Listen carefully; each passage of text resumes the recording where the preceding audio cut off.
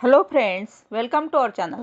Friends, आज आपण अतिशय महत्त्वाची माहिती पाहणार आहोत. जसे की महाराष्ट्र जमीन महसूल अधिनियम 1966 नुसार कलम 143 मध्ये शेतरस्ता कसा भेटेल, शेतरस्ता कसा भेटू शकतो, शेतरस्त्यासाठी कोणाकडे आणि कसा अर्ज करावा याबद्दल संपूर्ण माहिती आपण या व्हिडिओमध्ये पाहणार आहोत.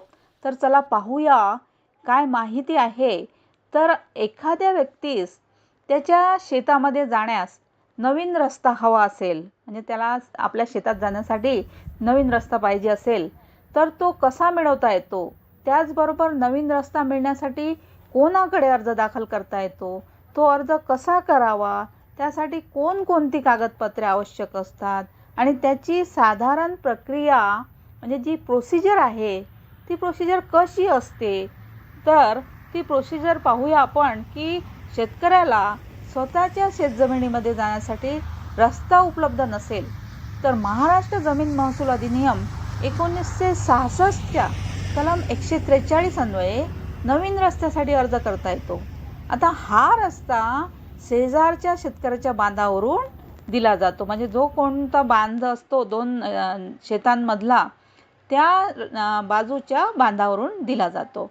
आता नवीन रस्ता मिळण्यासाठी तहसीलदार साहेबांकडे, म्हणजेच आपल्या तालुक्याच्या ठिकाणी तहसीलमध्ये तहसीलदार साहेबांकडे रस्ता अर्ज दाखल करावा लागतो.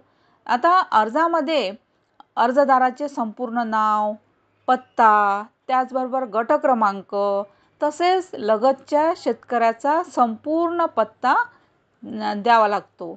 तसेच अर्ज भरून झाला की या अर्जासोबत पुढील कागदपत्रे जोडावी लागतात.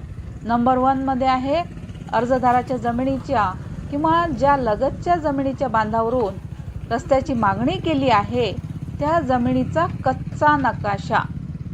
नंबर 2 अर्जदाराच्या जमिनीचा चालू वर्षातील म्हणजे 3 महिन्याच्या आतील सातबारा लागतो. सातबारा हा आवश्यक आहे. तसेच नंबर 3 लगतच्या शेतकऱ्याची नावे, म्हणजेच आपल्या शेताच्या बाजूला जो कोणी शेतकरी आहे त्याच्या नावे शेत आहे त्या शेतकऱ्याची नावे, पत्ते म्हणजे ॲड्रेस आणि त्यांच्या जमिनीचा तपशील, म्हणजे किती शेत आहे, काय आहे, सर्व तपशील द्यावा लागतो. नंतर नंबर 4 मध्ये आहे अर्जदाराच्या जमिनीच्या न्यायालयात काही वाद सुरू असेल तर त्याची कागदपत्रासहित सर्व माहिती द्यावी लागते. आता एकदा का शेतकऱ्यानं अर्ज दाखल केला की अर्जदार आणि ज्या शेतकऱ्याच्या बांधावरून रस्त्याची मागणी केली आहे त्या सर्वांना नोटीस काढून त्यांचं म्हणणं मांडण्याची संधी देण्यात येते. त्यांचं म्हणणं काय आहे पूर्ण संधी देण्यात येते त्यांना. तसेच अर्जदाराला शेतात जाण्यासाठी खरोखरच रस्त्याची आवश्यकता आहे काय, खरोखर त्याला रस्ता पाहिजे काय, याची तहसीलदारांकडून प्रत्यक्ष पाहणी करून खात्री करण्यात येते.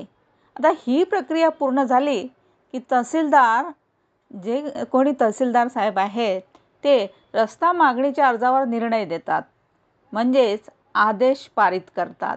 आता आदेश पारित केल्यानंतर सामान्यपणे 8 फूट रुंदीचा रस्ता मंजूर केला जातो, म्हणजेच 8 फूट रुंदीचा रस्ता तुम्हाला मिळू शकतो. म्हणजेच एका वेळेस एक बैलगाडी जाऊ शकेल इतका रस्ता दिला जातो. एक बैलगाडी गेली पाहिजे त्या रस्त्यातून.